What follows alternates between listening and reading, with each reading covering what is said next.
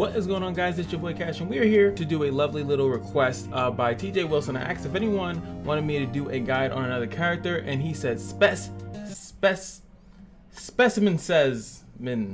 Wait, what is it? Yes, Specimen Sez. I had it right. See, I'm smart sometimes.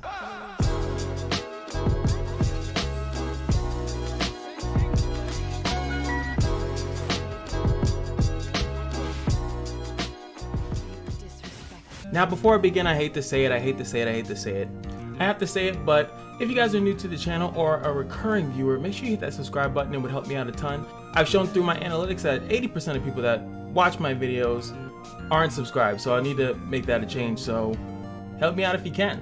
So this is Specimen Sez. He's a really good character. Most people aren't gonna have him because he is a Moonlight Nat 5. He was one of the first, I think, if not the first, that started off the metal shop. He was one of the first ones to be in there. These are his base stats. As you can see, attack 1228 and the speed 11.3, which is not how you say that. I usually say 113. You can also see here that he gets crit when he awakens, which is pretty nice, going up to 23%. Good stats. He has pretty good stats overall. But of course, I wanted to compare him. We didn't compare the last character, but I wanted to compare him because he's a thief. Here we are on the lovely thief page. I'm gonna sort it by attack. 1283, 1283, 1283, 1228. So he's actually in line with Violet. The other says and Perkins. So he's tied with second place. As I'm like looking at the camera and I'm not even on the screen. But he's actually second place highest attack, which is phenomenal for his speed. As you can see, he also ties with, wait, what is that? Is it the same? Look at all the fastest, highest attack also have the highest speed, 116. And the second all have the same base speed. That's kind of weird. Smogate, get a little bit unique, please. Por favor. So having a high base speed is phenomenal, and especially once we look at those skills. So let's look at the S1 Dreamy Iron Mace. Attacks with an Iron Mace. Very descriptive. With a 50% chance to stun. As you can see, only the damage goes up, but I have said many of times a stun or defense break on a skill 1 is phenomenal because of counter attack, because of dual attacking, and it starts off with 50, no Molagora investment at all, so you can get an easy stun. You see, and when you Molagora it up, it's just for damage. He is a DPS oriented character. I'll kill you. And he's very angry with me. What's also really good about this character is that look at that's what's good about him right there. That looks insane. His S2 is an ability this time. Regular Sez's is not an ability, but his is a S2, attacks all enemies with evil claws with a 45% chance to stun for 1 turn before increasing the caster's combat readiness by 50%. You can soul burn it to make it do more damage, and you can Molagora it for it to also do more damage. 45% chance to stun cannot go up, as you can see, and this is the S2.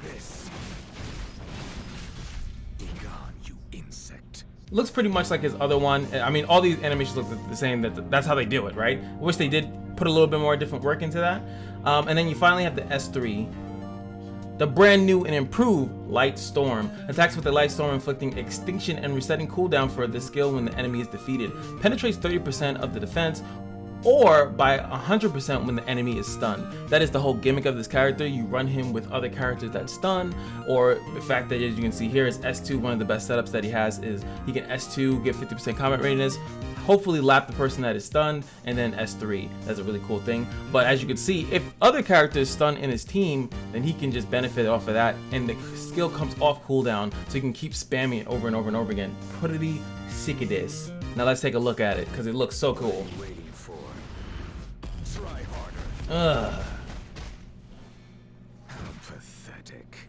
Oh my god. Story wise, he's actually I forgot what it was, like a scientist that was mad at Sez or something like that, and they wanted to get revenge, so they made another Sez in his image that can track him down, and Sez is scared of him. I feel like that's all of Sez's like background. So pretty cool. Not too much to think about there, really. Like, you have a fast character that stuns, and then he has an S3 that synergizes with the stun. That's kind of how you get around it. It's not too complicated, but what's complex about him is more of the team building aspect. One of his partners in crime, in my opinion, would definitely be Dizzy. Dizzy has pretty good speed, 115, a little bit faster than him on the base speed, but she also has a 25% chance to stun AoE. So not necessarily for the first turn, but every time a lot of people use the counterattack Dizzy, or you could just run a very fast Dizzy, and like, she just does really good. Most people are not gonna have her. I wouldn't say most people, but there are people that are not gonna have her because she was a collab event, which I'm pretty sure will go around. And hey, shout outs to Guilty Gear. That is actually doing pretty well on the channel. I might do some more fighting game based games because of that. Speaking of hard to obtain characters, Silverblade Araminta is another good one. Has a chance to stun, which is, as we've said, has no effect chance on it, so very high chance to stun. And then the burn is whatever, but she's pretty fast if I remember correctly. 106, so if you can get her to go first, burn and stun characters, and then have Specimen Says just pretty much clean up. Please note that there are characters that have more reliable stuns, like Maya. It would be on the essence of Specimen Says can kill a target without it being stunned, which he very well can. Don't forget that the multipliers and the damage on that skill alone with 30% defense penetration is phenomenal. So you could actually argue that you can run a character like Maya, which a lot of people aren't thinking about, but she's pretty good. She scales off defense, and she actually has, I think, decent speed. As you can see, she actually has 112 speed. Hello. People don't look at other characters unless they're in a YouTube video. But she actually has 112 speed, so she's not that slow, and she can be built decently fast, and she has a stun not on the S3, but she has a stun on the S2, which is guaranteed 100% when you Molagoro it up, and she has a stun on her S1, which is good for counter. And she's a knight, so you can actually put her on Elbrus and have fun with that. One of his best partners, in my opinion, will definitely be General Perkins. General Perkins is not slow. I mean, he's not slow, he's not fast, but he does have a really good passive, his S2 passive that gives combat readiness, and then he has a pretty high chance, I think that actually goes up to 100% chance to stun 2 targets, random targets at that, but he also boosts his attack to pretty much ensure the death that's ensuing, right? And like I said, having multiple targets stun after Specimen Says takes a turn or two is good. You want to pretty much CC lock. Okay, Thunderbolt. All right, you want to CC lock characters. You guys probably can't hear that actually because of my noise gate, but it's Thunder Restoring over here. I'm not gonna go through every character, like I said, that can stun. I mean, it would probably be helpful for you guys because I know so many of you guys don't actually look at characters and their skill sets or anything like that. Who bothers to do that? You know, just think about characters that can stun depending on the speed that you actually want to run Sez on. How fast do you want him to be? And remember, you still need him to do damage so he can keep killing. Obviously, the Extinction is good to counter out these of Revive teams. It's a little bit more consistent than I would think like an Angelica is, because yes, in Sinful Angelica, she's cool, that's nice, but to have a character that can pretty much do it right off the gate, pretty much his first turn, he probably doesn't even need an attack buff. So that's pretty cool. So let's go over to gear, even though I pretty much already explained that in my opinion. So speed is definitely going to be your friend. You want him to go first, or you want to speed tune it in a team where the buffer goes first, the combat readiness push goes first, the other person stuns, and then you go. And depending on how fast or slow, or you definitely need him to be doing damage. Tried and true, always going to come through, is going to be the attack buff. Definitely want to have that out there. You're not going to need like immunity or something like that because you're going to go first. And if you lose going first, then that's your fault. Sorry. For the cheeky of cheeksters, you can go like counterattack, but he's not that like tanky or known to be tanky, so it would just be a weird way of playing him that you don't invest into speed. You give him a little bit more health so he can counterattack, get a stun, and then S3 that target. It is somewhat good though, I will have to mention it just because it is good, because in this game you cannot skip a turn, so they have to attack him. As you know, counterattack is pretty funny. It would possibly work on defense, especially if you made him a little bit tankier. People might think, oh, this character can kill him easy, and then they don't kill him, he counterattacks and starts messing around with stuff. Same thing with Dizzy. Dizzy's not that tanky, but people made her tanky just so they would try to attack into her, and then all hell would break loose. Now, as far as you wanting him to stun, you do need a little bit of effectiveness. So as far as your substats, I'm just bringing this gear set up, but it's about the substats: attack, crit chance, speed, crit damage, and some effectiveness if you want the stuns to go up. If you don't care at all about the stuns, which to be fair, you don't really need to, attack, crit chance, crit damage, speed. That's all you really need. You can do effectiveness if you want him to stun, but he has a decent chance to stun, and you're only gonna have issues against characters with high effective resistance. Every other character, like the squishies that he's gonna be targeting, and not so much. Last but not least, let's go over to the artifact section. One of my favorite sections, as I always have to say. RNL is I mean, it's pretty busted if you really think about it. If he gets a kill with his S3, he can actually RNL proc and then S3 again.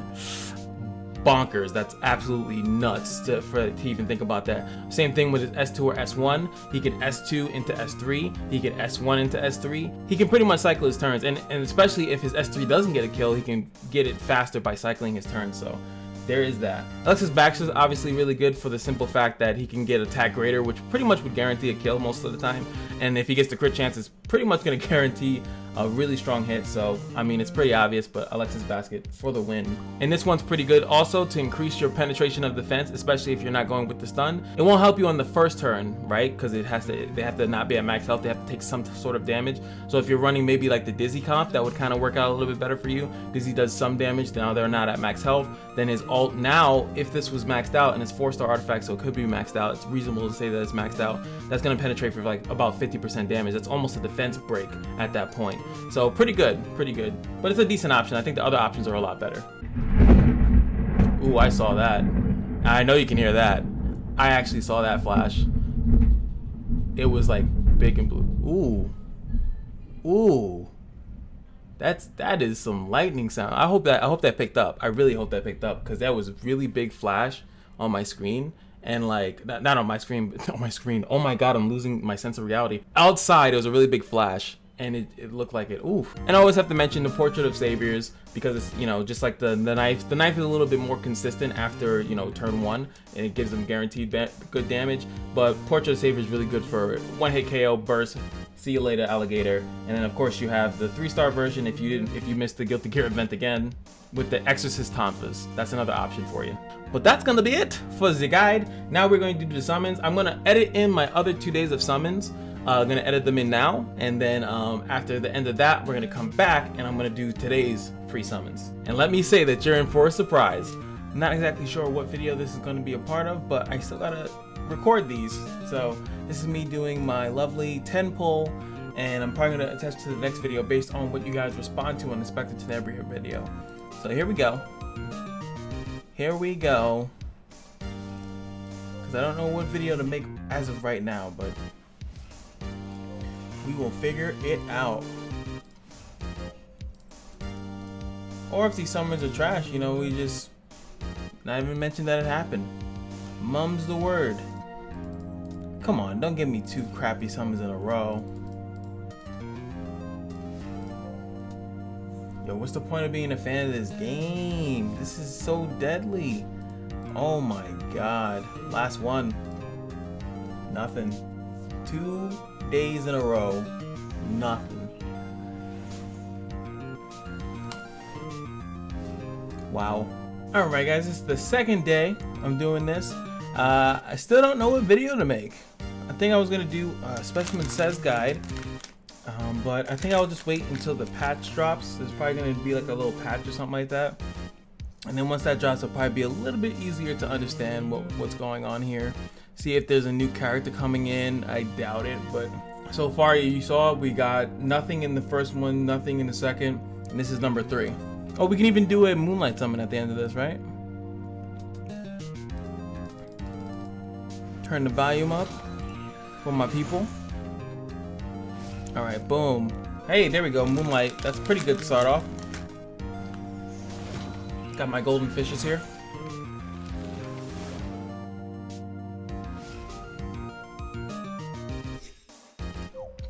And we're ready to go. Gold or purple? Gold or purple? Gold or purple?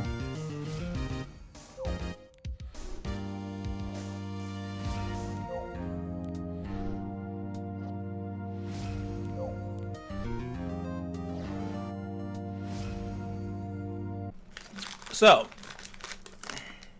how do you uninstall this game? Tell me. How do you uninstall?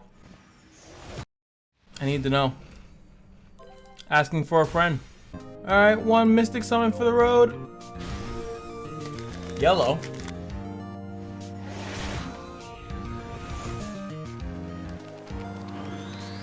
Ugh, 4-star artifact. Blech. My Hero's Tone though, I still want to run 3 mages with these maxed out. How annoying would that be? How utterly annoying would that be? Alright, here we go for all the goose eggs.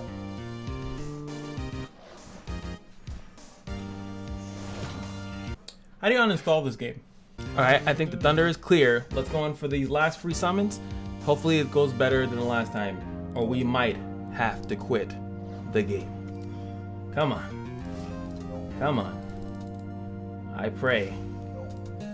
Carrot, I know I'm leveling you up right now, but doesn't mean you have to come out in the summons. Oh my god. It's looking like a Dubskis. At least get a Moonlight character. So it's like kinda decent, like it could be 3-star. Oh my god, we're going 3 days in a row. Oh, thank god. I was about to quit. 4-star artifact. I think that's what we got the first day too. So no, I think this is like day 4, 4-star artifact. 4-star artifact on the first time. This is day 4, I think, right? I don't even know if there's a way to check. But we're getting dunked. I still have the high hopes of 2 Nat 5s, heroes, and then 1 Nat 5 artifact. I'm still having the hopes of that. That's the dream. Anyway, hope you guys enjoyed the video. Let me know in the comment section if there's any other character that you guys would like for me to do. We're just sitting on bookmarks, sitting on Skystone, waiting for it to drop. Even though I don't have crowd, he would be nice for me to go for, but we'll throw 1, right? Okay, that would have been funny. That would have been cool, right? That would have been cool. That's gonna be it for me. Hope you guys enjoyed. Just remember that every day at the casino is your lucky day, and I'll see you guys in the next video. Peace.